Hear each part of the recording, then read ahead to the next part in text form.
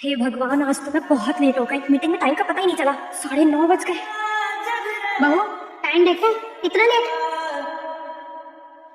अरे हर्षिता, इतना लेट कौन होता है यार? यार वो मीटिंग इतनी लंबी चल गई, टाइम का ध्यान ही नहीं रहा। अब जाके जल्दी से चेंज करो, भूख बहुत लगी है।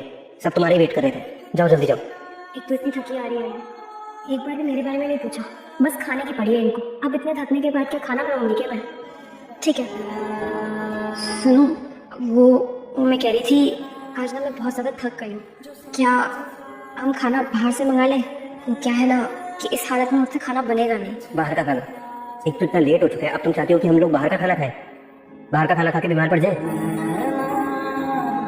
अरे मेरी बात तो सुनो, ऐसा भी क्या गलत बोल दिया मैंने जो ये उठ के ही चले गए? मम्मी पापा, देख रहे हो आपकी बहू क्या कह रही है? सुन लो इसकी बातें। क्या हुआ बेटा? महारानी जी कह रही है कि आज बाहर से खाना मंगाएंगे, बाहर का खाना खाना इनको। अरे हम क्यों बाहर का खाना खाएंगे, हम तो भाई घर का खाना खाएंगे। आगे जो हुआ वो देखने से पहले ए ऊपर वाले, वो इंसान इस दुनिया में सबसे ज्यादा अमीर आदमी बन जाए जो इस प्यारी फोटो को लाइक करके चैनल को सब्सक्राइब करे और कमेंट में अल्लाह लिखे। और नहीं तो क्या, हर इस महीने वैसे ही हमने इतनी शादियां अटेंड की है, बाहर का खाना खा खा के वैसे ही पेट खराब हो गए, अब आज फिर से बाहर का मंगा ले। ठीक है, मैं जाती हूँ। अरे अब कहाँ चलती? खाना बनाने जा रही हूँ मम्मी जी। बेटा तुझे खाना बनाने के लिए नहीं बुलाया, खाना खाने के लिए बुलाया है। क्या मतलब? मतलब ये कि खाना तो हम तीनों ने मिलके बना लिया।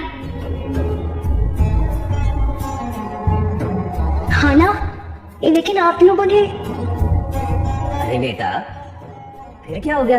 इतने दिन काम वाली नहीं आ रही थी बेटा, तब भी तो सारा घर संभाल रही थी तुम। और एक दिन अगर हम तीनों ने मिलके खाना बना लिया बेटे तो क्या हुआ?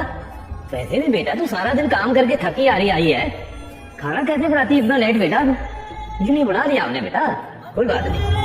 तुमको क्या लगा इतनी लेट आओगी फिर हम तुमसे खाना भी बनवाएंगे? अरे हम तो तुम्हारा खाना खाने के लिए वेट कर रहे थे। चलो जल्दी, भूख लगी है, तुम्हारे वेट कर रहे थे। हाँ मम्मी, आ जाओ पापा। जब किसी बहू को प्यार और इज्जत भरा ससुराल मिलता है तो उसकी जिंदगी सच में खुशियों से भर जाती है।